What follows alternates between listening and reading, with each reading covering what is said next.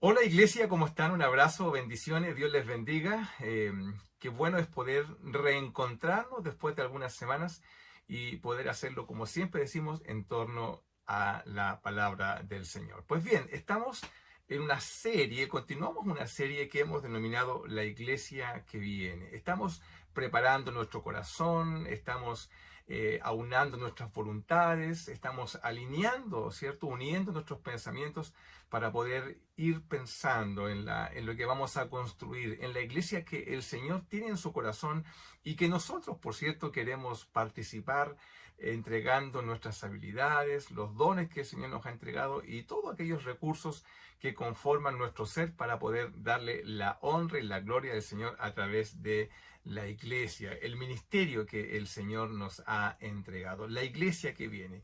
Y dentro de lo que ya hemos conversado, de los valores de la iglesia, lo que define una congregación, hoy día quise apartar y no desviarme, sino que quiero compartir algo que creo que es de absoluta trascendencia, pensando en la iglesia que viene. Y estoy pensando justamente en aquello que deberíamos evitar. Es decir, no concentrarnos en este día solamente en las cosas que deberíamos hacer, sino que exactamente lo contrario, es decir, aquellas cosas que deberíamos no hacer o que deberíamos evitar. Y he titulado este mensaje Una enfermedad que evitar. Una enfermedad que evitar. Mire, existe un fenómeno que cuando se presenta en la iglesia tiene el poder de enfermarla. Uno se pregunta, ¿qué puede enfermar a una iglesia? Podemos hoy día encontrar muchos libros sobre cómo son las iglesias sanas. De hecho, nuestra denominación, ¿cierto?, está en un énfasis de iglesia saludable. Y sin embargo, uno piensa, bueno, ¿cómo es lo contrario? ¿Qué es lo que puede enfermar a una iglesia? Pues bien, hay algo que tiene el poder de enfermarla, incluso al punto de hacerla desaparecer. ¿Qué será eso? Pues bueno, pues bien, es la división. La división. Si tú has experimentado como una persona que ya tiene experiencia en la vida de iglesia, y si tú has experimentado una división dentro de tu congregación, tú sabes bien de lo que estoy hablando. Tú puedes evocar los sentimientos, las emociones que produce un efecto tan dramático en la iglesia cuando ésta se quebranta por alguna situación, se fracciona, se divide y eso termina, por cierto, enfermándonos a todos. Cuando esto ocurre, con tristeza, cuando esto ocurre, pues bien, los que se quedan en la iglesia culpan a los que se van, ¿cierto? Ahí están puestos todas las emociones y los dolores en aquellas personas que se van de la iglesia porque son considerados justamente quienes la dividieron. Pero los que salen miran a los que se quedan también con la misma culpabilidad, acusándolos de divisorios, ¿cierto? De quienes dividen las iglesias. En fin, cuando esto pasa, uno se pregunta, bueno, ¿quién gana? Porque los que salen sienten que ganan, ¿cierto?, la oportunidad de poder por fin expresar su fe de una manera particular, como ellos sí la entienden, y los que se quedan también dicen, bueno, por fin se van estos ya y nos dejan tranquilos para poder expresar nuestra fe en la manera como lo hacemos. Bueno, ¿quién gana en todo esto? ¿Ah? ¿Dónde está el partido, por decirlo así, ganador? La verdad es que ninguno. ¿Ah? Todos perdemos. El cuerpo de Cristo pierde, el testimonio de la iglesia es cuestionado. Todo eso afecta profundamente la salud de la iglesia y cuesta mucho levantarse después de eso, volver a construir confianzas que si eso llega efectivamente a ocurrir. Todo esto es muy doloroso y bueno, la iglesia pierde. ¿Quién gana? Bueno, hay alguien que gana. Tú sabes quién es nuestro enemigo, ¿cierto? Que se ríe en la cara nuestra porque no fuimos capaces, no habiendo alguien espiritual que pueda hacer y construir juicios a partir de esa característica. La iglesia pierde, todos perdemos. Esto es dramático, ¿no? Pues bien, quiero llevarlos a una porción de la palabra del Señor que nos lleva a dimensionar esto y también a entender cómo nosotros deberíamos enfrentar algo como esto, e incluso en qué contexto se da. Y estamos pensando en la iglesia de Corinto. Claro, si tú has leído la palabra del Señor, sabes que la iglesia en Corinto era una iglesia muy especial. De hecho, tenemos dos libros, dos cartas largas, cuya autoría es de Pablo. Les escribe muchas cosas, ¿cierto? Para poder direccionar, guiar a esta iglesia, pero también se evidencia en las cartas la profunda división, fraccionamiento, facciones que habían dentro de la iglesia y a las cuales Pablo, por cierto, no puede no decir algo y escribe este libro dentro de un contexto de otras cosas, pero esto está ahí, es lo que subyace en lo profundo, en el corazón de la iglesia, una división que está presente. Y lo primero que te quiero señalar este día es que las divisiones, este tipo de enfermedades, se presentan incluso en contextos de aparente espiritualidad. Es decir, la iglesia, si tú te acercaras a esta iglesia y te encontraras con los hermanos en algún momento, seguramente tú verías otra cosa, porque las apariencias engañan, ¿no? Uno llega a una congregación que está profundamente dividida en su corazón, pero lo que tú puedes ver es una aparente espiritualidad. De hecho, mira, el primer libro de Corintios, en el capítulo 1, en el versículo 4 en adelante, cuando Pablo se dirige a esta iglesia, mira lo que les dice. Le dice así, dice, gracias doy a mi Dios siempre por vosotros. ¿Por qué cosa doy gracias por ustedes? Bueno, por la gracia que Dios, con la cual Dios le ha dado en Cristo Jesús. ¿Cierto? Es una iglesia receptiva a la gracia del Señor. Porque en todas las cosas, no en algunas, sino que en todas, dice el apóstol Pablo, ustedes han sido enriquecidos en Él, en palabra, en ciencia, en sabiduría. Es una iglesia que cuenta con abundancia de palabra, así como el testimonio acerca de Cristo ha sido confirmado en vosotros. Wow, si yo estuviese leyendo esta carta que me la dirigen a mí como pastor, ¿cierto? Pero para leerla a la iglesia yo estaría lleno de un orgullo espiritual diciendo, wow, esto es lo que la gente ve de nosotros, y podría decir y yo confundirme en eso, creyendo que estoy haciendo las cosas muy bien. El versículo 17 dice, de tal manera que nada os falta, a ustedes no les falta nada, tienen todos los recursos, pero mira en particular qué recursos, porque dice, de tal manera que nada os falta en ningún don. Es decir, es una iglesia que está llena completa de recursos espirituales para hacerle frente justamente a la tarea del ministerio y a la misión que todos tenemos como en particular. Tú puedes seguir leyendo y encontrarás que esta iglesia hasta aquí, uno dice, yo quiero ser parte de esa iglesia, ¿cierto? Yo quisiera formar parte de una congregación donde reconoce la existencia de los dones, recursos espirituales, una iglesia que no le falta nada, tiene todos los recursos para hacerle frente al ministerio, una iglesia que está llena en palabra, en ciencia. Yo quiero ser parte de eso. Bueno, lo primero que te muestro es justamente eso, que la división puede estar presente incluso en contextos que nos pueden confundir y que muestran una aparente y riquísima espiritualidad. Yo conozco realidades así.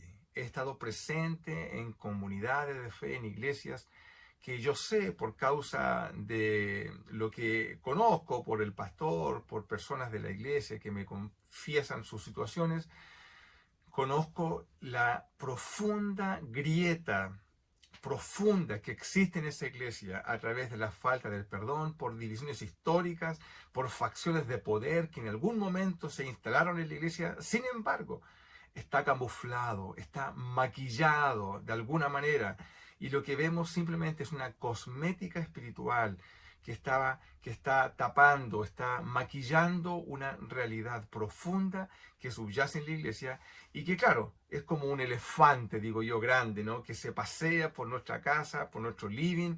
Todo el mundo, cierto, lo ve, pero nadie hace nada. ¿Por qué? Porque es doloroso enfrentarlo, porque es complejo o porque simplemente no tenemos las herramientas para hacerle frente con la incluso condición de saber de que si lo tocamos vamos a levantar heridas profundas, históricas, y vamos a vivir una nueva realidad de división que no queremos vivir justamente aquellos que hemos vivido esa experiencia. Pues bien, todo esto que te acabo de señalar debe hacernos reflexionar. Yo piensa en tu iglesia, pienso en mi iglesia y digo, Señor, ¿hay algo de lo cual tengamos que hacernos cargo? No vaya a ser cosa que estemos viviendo una realidad ficticia y que esto, que nosotros pensamos que la iglesia no crece porque nuestros programas son pobres o porque nuestras estrategias, nuestras metodologías ya de discipulado, de crecimiento, no dan fruto y nosotros pensamos, quizás estamos evaluando, que no crecemos porque es un problema metodológico.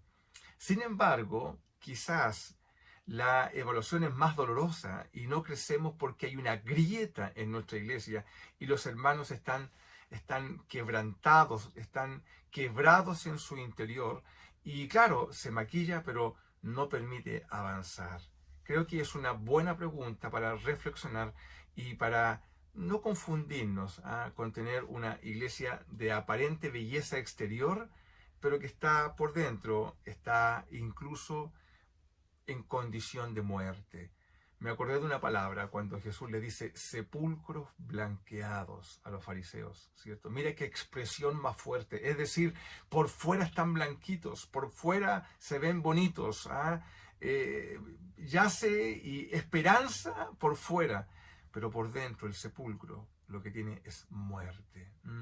Qué doloroso, ¿no? Qué triste evaluación de parte del Señor. Pues bien, pero esto sigue, porque veamos cuál es la división en el caso de la iglesia de Corinto. ¿Dónde está el fundamento, ¿cierto? Vamos a buscarlo, de esta iglesia que tiene una aparente y bella espiritualidad, pero que por dentro está enferma. Dice el versículo 10, bueno, os ruego pues, ese pues abre una nueva comprensión en la carta. Es como decirme, bueno, afírmate ahora porque ahora viene lo sustantivo del apóstol Pablo. Dice, ahora pues, ¿qué cosa? Hermanos, dice, por el nombre de nuestro Señor Jesucristo. No les hablo a nombre mío, le hablo a nombre del Señor. Y el apóstol Pablo hace caer su evaluación con fuerza. Dice, que hablen todos una misma cosa. La iglesia está dividida en opiniones. Y que no haya entre vosotros divisiones. ¿Cómo es esto? Dice, sino que estéis perfectamente unidos. ¿En qué cosa? En una mente, en una misma mente y en un mismo parecer. La iglesia está dividida en opiniones. No tienen acuerdo, no en las cosas simples, las cosas básicas de la iglesia, en las cosas domésticas. Estamos hablando de las cosas profundas, de las cosas que definen el sentir, el corazón de una iglesia. Esta iglesia no tiene un mismo parecer, porque el apóstol Pablo no habla sobre la nada, él tiene fundamento, él dice, porque he sido informado acerca de vosotros, hermanos míos, por los de Cloé, que hay entre vosotros contiendas. Claro, una familia amada del apóstol Pablo, seguramente quien lo hospedó en su estadía en ese lugar, bueno, escribe al apóstol Pablo, le informa lo que está pasando. Hay personas dentro de la iglesia que están sensiblemente preocupadas a lo que está pasando en el corazón de la iglesia y no les queda otro remedio que informar al apóstol Pablo. ¿Por qué? Porque no hay ni siquiera una persona en la iglesia que pueda levantar la voz y traer al orden en la congregación, no con autoritarismo, no con fuerza, no con argumentos humanos, ¿cierto? Sino que con testimonio, con gracia del Señor, pastoralmente, no haciendo juicios y no mirando a otros desde el hombro hacia abajo, sino que poniéndose también como parte del problema y decir, hermanos, estamos enfermos, necesitamos hacer algo, aquí hay algo que debe ser atendido. Pero claro, no hay ni uno. Y el apóstol Pablo debe escribir. Y él establece el fundamento, dice, esto es lo que quiero decir. Soy claro en mi evaluación. Versículo 12. Quiero decir que cada uno de vosotros dice así. Mira lo que dice la iglesia.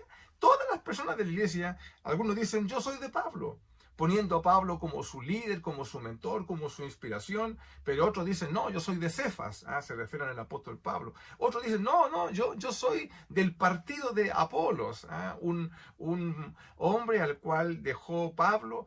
Cuando estuvo en Corinto, estuvo ahí cerca de 1 año y medio, y cuando él se retira deja a Apolos justamente para que lo ayude a pastorear la iglesia. Y algunos dicen, bueno, no, yo soy de Apolos. Y algunos otros, con una evidente sentir de facción, de división, en su corazón, establecen una áurea, un sentir de espiritualidad y dicen, no, nosotros somos de Cristo.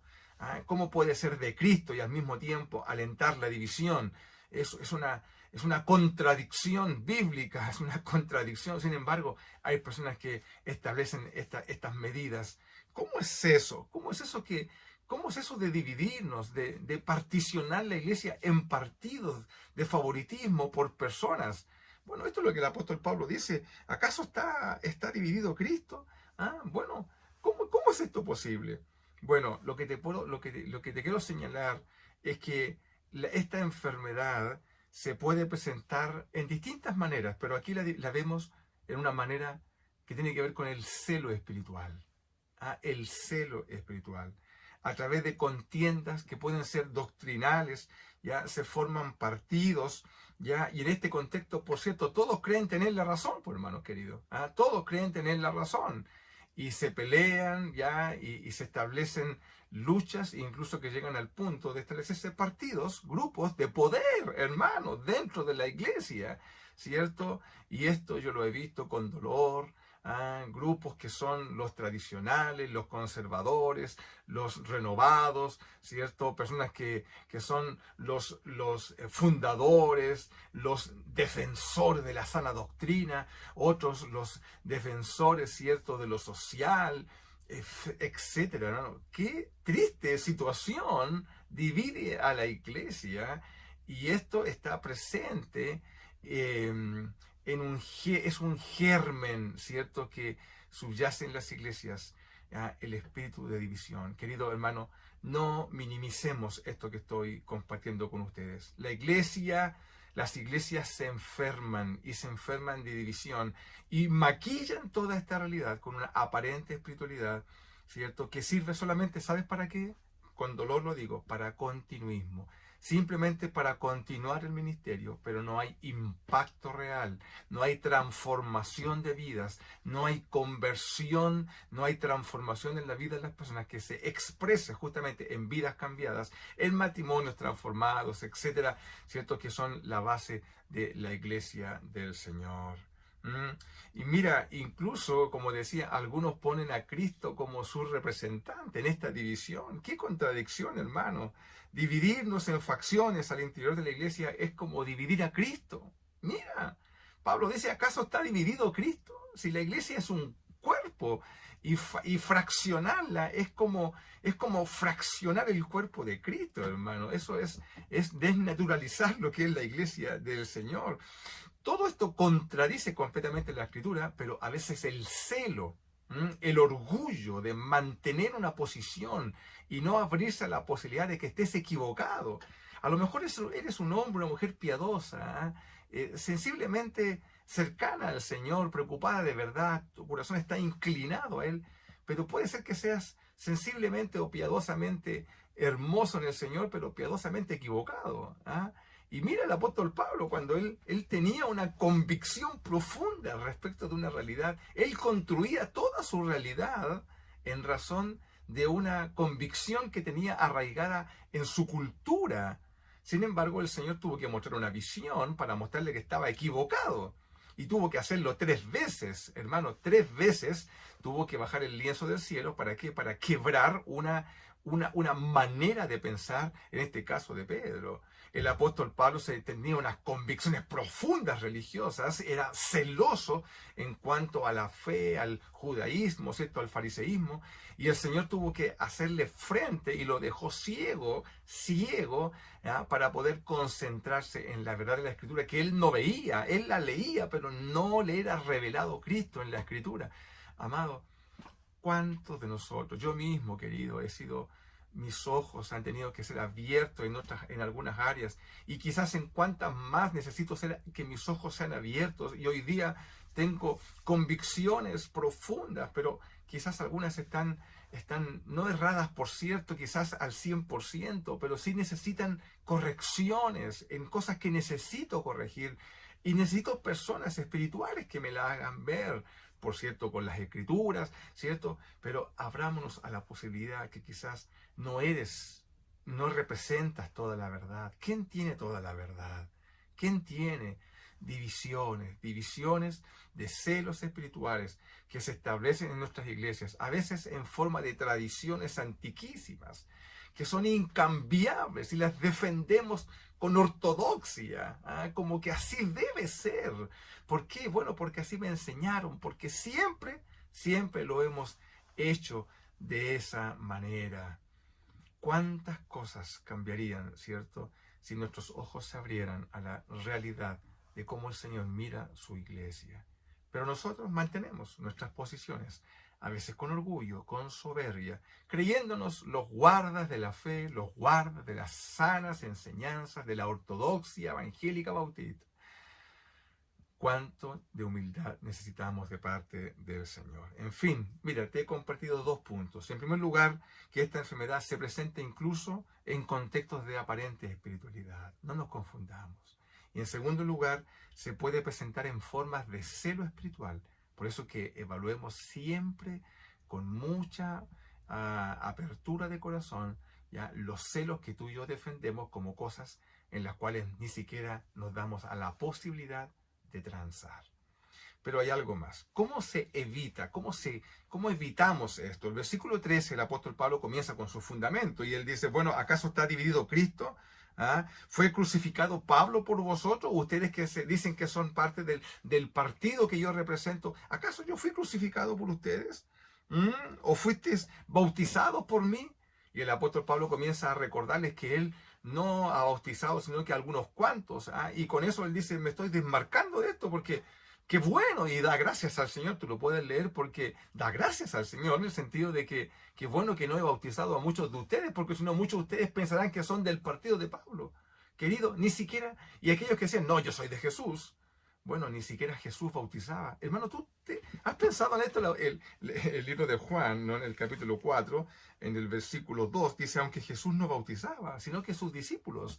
¿Te imaginas? Mira la providencia de Dios, esta evaluación en perspectiva que Dios hace. Qué bueno que Jesús no bautizó a nadie, porque seguramente si alguno hubiese sido bautizado por Jesús, hubiese dicho, no, yo tengo la unción de Jesús, la gracia de Jesús, no como tú que fuiste bautizado quizás por uno de los discípulos, o hoy en día algunos que se sientan que tienen una gracia especial porque fueron bautizados por el pastor tanto. Un pastor, ¿cierto?, amoroso, cariñoso, fundador, un hombre lindo en el Señor, no como usted, por hermano, que no tiene ni siquiera 3 meses de servicio en el ministerio. Hermanos queridos, no menospreciemos la gracia del Señor que está distribuida. Hermano, ¿cómo nos dividimos por cosas menores, secundarias, ya domésticas, algunas que no tienen ningún poder en el ejercicio del ministerio, pero que tanto nos preocupan a nosotros? Cuando Pablo le escribe a Timoteo en otra carta, le dice, evita estas genealogías de saber de dónde vienes, quiénes son tus antecesores, cuestiones que lo único que hacen es que nos dividen, no aportan en nada. Pero nosotros a veces, ¿cierto?, miramos nuestras vidas como el resultado de procesos históricos, y creemos que ahí están nuestros fundamentos. Tu fundamento y tu roca es Cristo el Señor. Cristo el Señor. Amén. Pues bien, entonces, ¿cómo se evita? El apóstol Pablo aquí lo que está diciendo es justamente eso. Él lo que hace es que se desmarca de quienes los tienen por líder. Habrá veces que las personas nos van a agasajar espiritualmente, ¿ya? Y nosotros podemos llegarnos a inflarnos, nos vamos a enorgullecer, se va a llenar nuestro corazón pensando que, las personas me aman, ¿cierto? Y qué lindo es usted, pastor, y te van a hacer sentir especial en desmedro de otros consiervos, quizá históricos. Hermano, no, ten cuidado con esto, ¿no? Las personas no dependen de ti. Tú no moriste por nadie. Yo no di mi vida por nadie. Es Cristo el Señor. Cuidémonos nuestro corazón, especialmente cuando seamos agasajados, porque el corazón de las personas siempre es amoroso, es tierno, pero cuidemos nuestro corazón. Si tu identidad está firme en Cristo, pues bien, tú no caerás en esta trampa divisoria. Pero si no, si tienes problemas en tu estima, ¿cierto?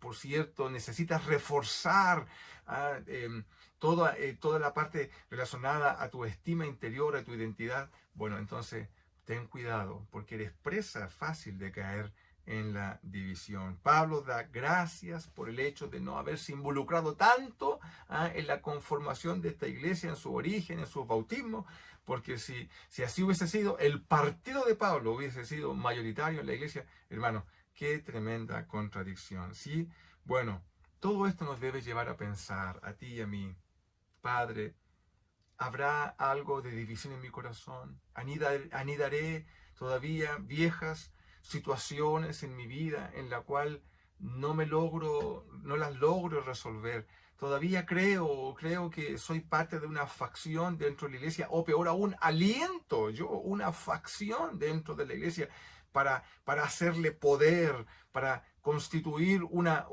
un grupo ya que pueda contrarrestar o hacerle frente a otro grupo de la iglesia.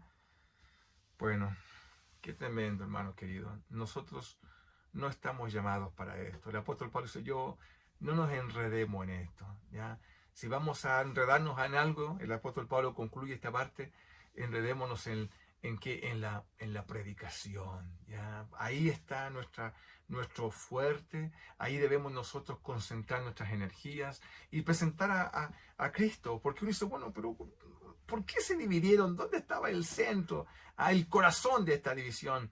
Parece ser que tenía que ver, ¿cierto?, justamente con el conocimiento de quiénes son nuestros líderes. Apolos era un hombre de elocuencia, y Pablo dice después, bueno, no tiene que ver con la elocuencia, con la sabiduría humana, ¿cierto? Yo podría venir con sabiduría, aún más Pablo dice, cuando fui a ustedes no fui con sabiduría, con excelencia de palabras, ¿cierto? Así para que la gente dijera, oh, qué lindo que habla, qué conocimiento, qué ciencia emana ¿cierto?, del corazón de este hombre. No, yo fui con demostración de poder del Espíritu Santo. Ahí está, ¿cierto?, lo que nos distingue, la distinción nuestra de la iglesia es que somos comandados por el Espíritu Santo. Bendito sea el Señor, amén. Pues bien, Pablo dice, mire, si alguno se gloría, si alguno quiere decir, no, yo me quiero gloriar en esto, Pablo dice, termina en 1 Corintios capítulo 1, ¿cierto?, en el versículo 31, él dice, bueno, si alguien se va a gloriar, gloríese en Cristo, todos nosotros, en la obra que el Señor hizo en nuestro corazón. Bueno, el propósito entonces de la unidad de la iglesia, ¿cuál es? Es honrar, dice glorificar al Señor. Glorificar significa rendirle todo el honor a nuestro Señor, y que esto se exprese a través del testimonio, de lo que hablamos, de lo que decimos, cómo nos conducimos, cómo nos relacionamos en la iglesia. Todo eso debe dar cuenta de que Cristo es honrado. En la oración más larga de Jesús, que está registrada en la Biblia, en el libro de Juan, Jesús dice, quiero que sean uno, así como el Padre y yo, ¿cierto? Somos uno en el Señor. Bueno, así también ustedes. ¿Para qué? Para que la gente crea. Si hay algo en lo cual la gente hoy día observa, es justamente Dios mío, es como un show mediático donde la iglesia lo que muestra simplemente es fraccionamiento. Todo lo que ocurrió en tiempos de pandemia y ahora con todo lo que ocurre a propósito de la Constitución, ¿cierto? Los evangélicos se dividen en facciones, en opiniones. Es un triste espectáculo, ¿cierto? Que lo único que debilita, al único que afecta, no es a nosotros, es al Señor. Uno dice, el Señor es vituperado, el Señor, ¿cierto?, es deshonrado por causa de nosotros. Y por cierto, eso nos rebota finalmente y afecta a la iglesia del Señor. El apóstol Pablo, en el libro de Efesios, capítulo 4, él lo expresa de una forma hermosa. Él dice, yo pues, preso en el Señor, en mi condición de reclusión, les ruego, hermanos, que andéis como es digno de la vocación con la cual ustedes fueron llamados. ¿Cuál es esa? Que con toda humildad y paciencia se soporten unos a otros y sean solícitos en guardar la unidad de la paz. Recuerda, la unidad no es algo que se construye. La unidad ya está en nosotros porque tú y yo tenemos el Espíritu Santo y por eso ya somos uno en el Señor. Iglesia, guardemos la unidad para que no vivamos la experiencia de enfermarnos y dividirnos y traer deshonra a nuestro Señor. Padre, oramos en el nombre de Jesús, te entregamos esta palabra y oramos para que el corazón de las iglesias sea cada día sanado. En el nombre de Jesús. Amén. Dios les bendiga. Un abrazo para cada uno de ustedes. Bendiciones.